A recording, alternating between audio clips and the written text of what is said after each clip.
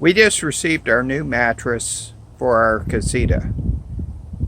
It's just been delivered on our front porch. It is an 8-inch foam mattress. It's a memory foam mattress. We decided to do it this way, buying a standard mattress and then cutting it ourselves to create a custom fit mattress instead of going with one of the ones that companies will custom make to fit their casita. So we'll take you along on this process of customizing this mattress to make it fit our casita. We're in the spare bedroom and we have the mattress out of the big box that just arrived. And we took it out and it has paperwork inside the packaging that says read before opening. So we're supposed to carefully remove the plastic packaging but not cut through to the mattress. We're supposed to place the compressed mattress on a flat surface in a well-ventilated room and allow 48 hours for expansion. So that means this is Tuesday, Thursday should be fully expanded. It says due to the unique properties, dimensions will vary slightly and this is normal. The memory foam may have a slight odor, but it's harmless. Well, it'll be sitting in here, so that doesn't matter. And it says sometimes it can oxidize over time and discolor a little bit. This particular mattress says it has a 10-year warranty. Although truthfully, even with a 10-year warranty, we're cutting it up a bit probably. So I don't think the warranty will be good. But it's nice to know it should last that long. All right, so this is a full-size bed that this is sitting on, and so we're going to take it out of its packaging and unroll it now. It's taped. I'm going to undo the tape.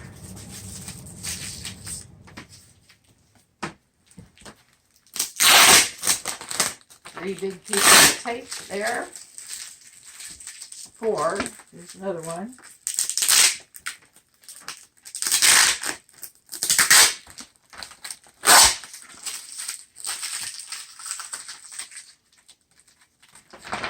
All right, now the fun part. Unroll the mattress.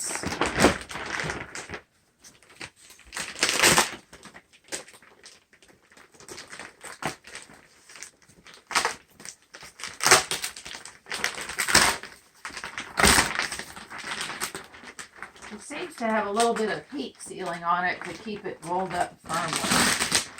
So, here we go.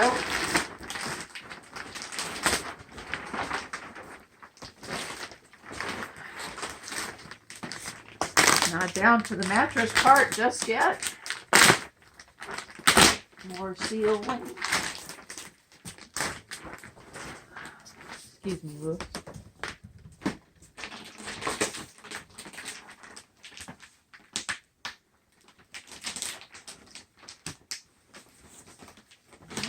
Being more successful coming from the other angle. Should be a mattress under here somewhere.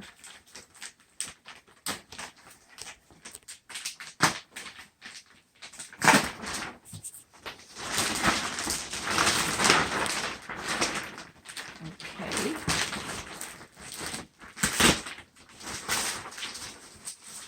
Looks like we've gotten through the first layer of plastic.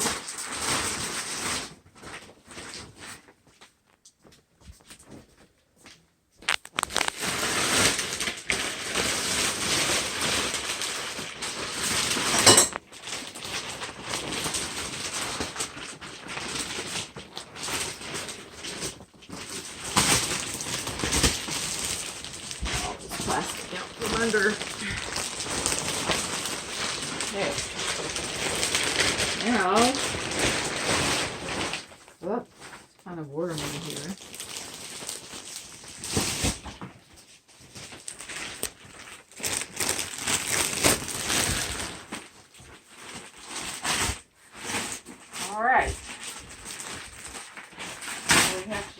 break through the last bit of plastic and release the Kraken. Yeah, we got the mattress in position. It's going to be exact same size as the bed that's under it. Be a good place to open it up.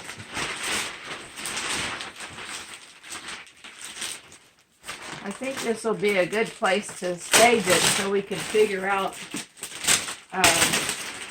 we can draw the radius for the corner. radius on there.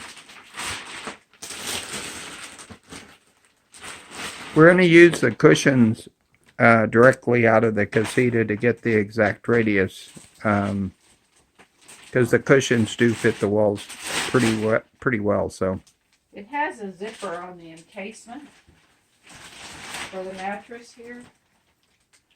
So the cover of the mattress zips onto it.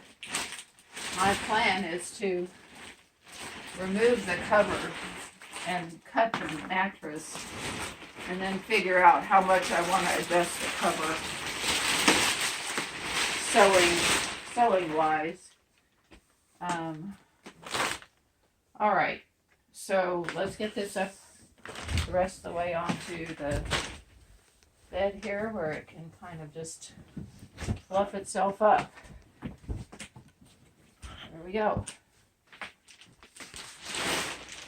there we go. So we'll be back to see you again, mattress, in a little bit. So it's got to expand for 24 to 48 hours. So we'll let it expand, and then we'll figure out how to get the radiuses cut in it. This is kind of a t-shirt material. And what I'm going to do is I'm going to very carefully cut it. It's a knit fabric. I'm going to remove it just from the corner that we're going to clip off. And then I'm going to carefully peel it back after I get enough of it. I think I should probably cut both directions, actually. Probably. There. So I'm going to just peel it away from the corner, trying to make enough room to do the radius of the Casita.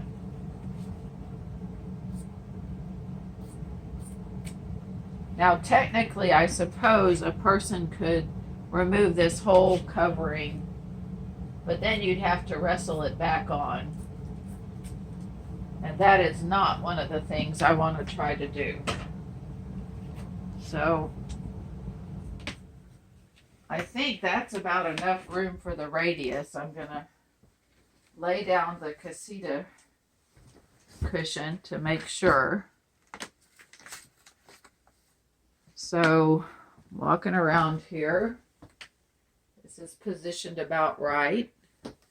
So I'm just going to use the mattress, the existing cushion, as my template. And then I'm going to take a marker and just draw on the mattress here.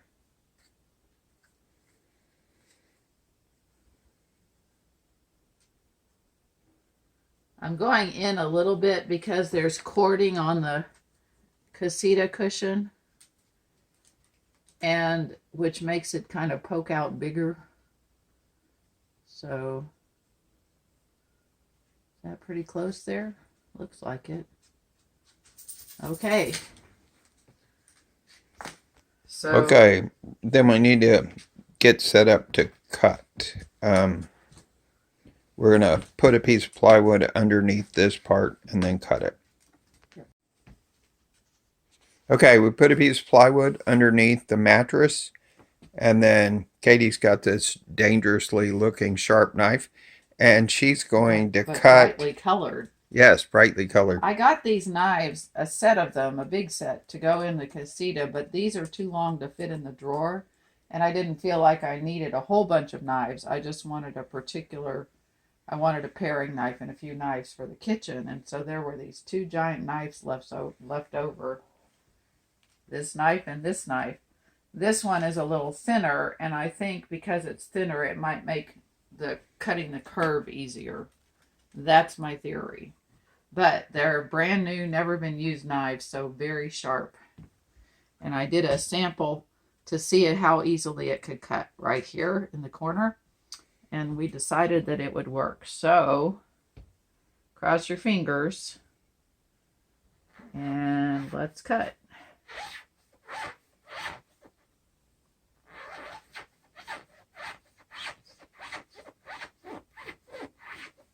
I'm cutting outside of it. I didn't expect to do that. Sneak up on the cut. Okay, I'm not liking the way that's working. I'm just going to stab right through the middle of things.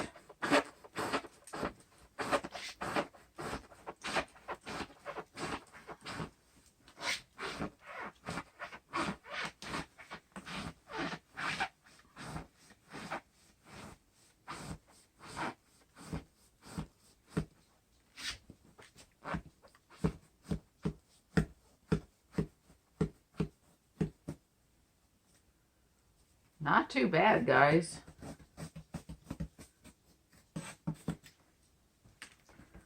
Okay, now I'm going to go back the other direction. So lesson number 1, if you start from the middle, it might be easier to hold the knife straight.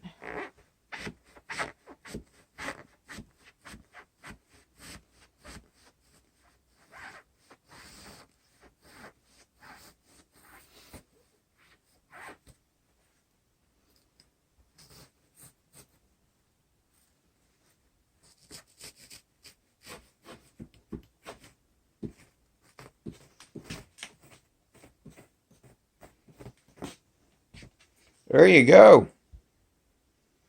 Very good. Well, I can breathe now.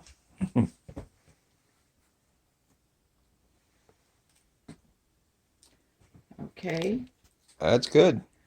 All right, so my plan now is to take the cover that was here and I'm going to just get a needle and thread and kind of tuck in the edges and sew the cover back on in a curve.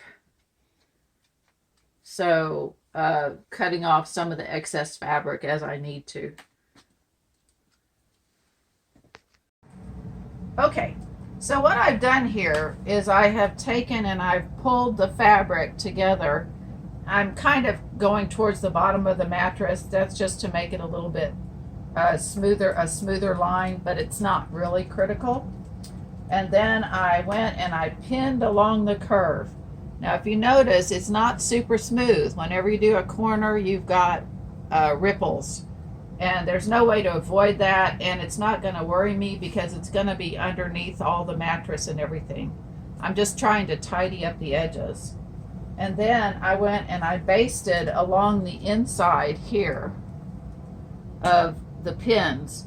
And the reason for doing that is I want to cut away most of the excess fabric. After I cut away most of the excess fabric, I'm going to remove the pins, which will leave the basting in place. And then if Lewis will zoom in up here on this edge, you can see that this has kind of a machine whip stitch finish to keep it from raveling.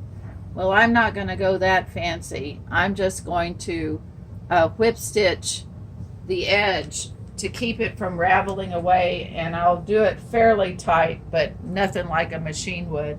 And that's how I'm going to finish the inmost cover over the mattress. So I'm doing this end that we just cut first before we do the other end, so I don't have to shift the mattress around much. So right now I'm going to take out the pins, and then I'm going to cut away the excess fabric.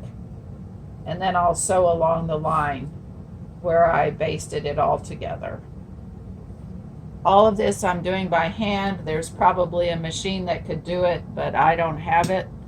And I think it'll be plenty sufficient. talk about the kind of stitch I'm using, and it's not very good because the edge is irregular, but you can see. I've got a double thread, and I'm doing a blanket binding stitch, which basically you go in, and then as you come out, you catch the other thread, and it kind of wraps itself around the edge of where the fabric is cut, which should help prevent it from raveling or tearing or anything. And I mean, this isn't really fancy sewing. I was thinking of doing a whip stitch, and then I thought about it, and the binding stitch, because it pulls in the raveled edge, is probably better. And so that's why I chose this way of doing the edge. So, and this is the third length of thread I've used. Of course, if you have a longer thread, it tangles easily, so it's better to just work with a shorter piece. And I'm going on the inside of where I basted. So I did a basting stitch along here, and so I'm letting my stitch, I'm catching it on the inside of the basting stitch and pulling it kind of snug so that it wraps in all the little cut edges there.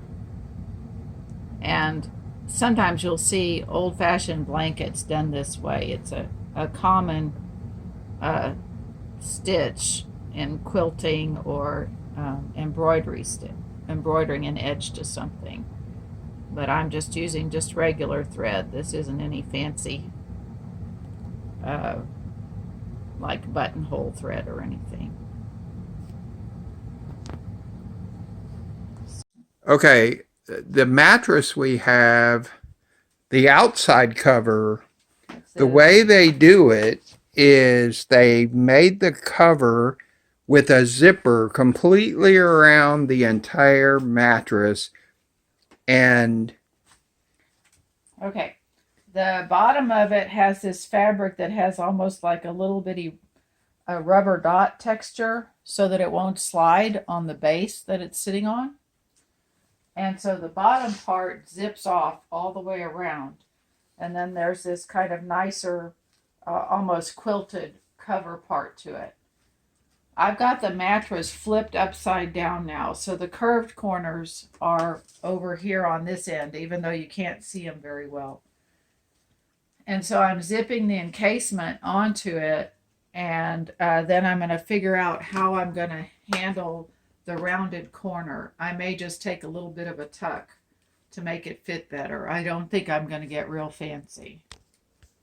okay, thanks, Katie.